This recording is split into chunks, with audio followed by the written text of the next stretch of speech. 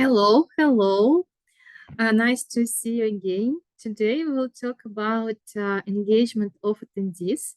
In case you'd like to see how to set registration page emails, you need to take a look at previous videos on my YouTube channel. And now let's take a look what we have here in Engage Your Attendees function. First of all, it is possible to have survey option. What does it mean? You can either have questions in the end of the webinar or in follow-up. As for me, I usually recommend to do this after the webinar directly, not to lead people to additional links. And so how can we make our survey?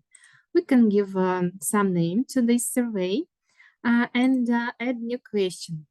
And here we have 4 types of different questions. Multiple choice with multiple answers, multiple choice with 1 answer, rating from 1 to 5, and short answer. So you can decide by yourself what is the most fruitful type of question for you. Just as an example, what did you like about our topic the most, and etc. So, and you can press button add to survey. No, I will not save this. Polls. This is another function. So what is the difference between survey and polls? Poll means that this is a really interactive type for the webinar itself. So it helps to encourage your audience to pay more attention to the webinar and show some illustrated diagram. Let me give you example how it can be with a very simple question. For example, speaker asks a question, what type of fruits do you like? People see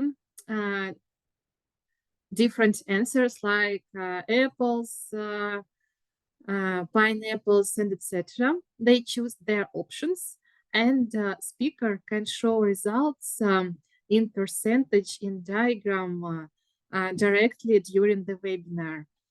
So this is used more for illustration rather than real analytics after the webinar. In case like to analyze some information for your future sessions, it is better to use survey. It gives more opportunities. If you'd like to have some diagram during your webinar, you can use a poll. Handouts. It is possible to attach different files to your platform. As for platform, we'll take a look at it on other videos. And finally, really very useful function, videos. And here you can play different videos, either MP4, other formats that you attach, or some YouTube video. What is the advantage of this function? You can play your pre-recorded video and make it look like simulated live. So if you choose YouTube link, it will be visible that this is from YouTube.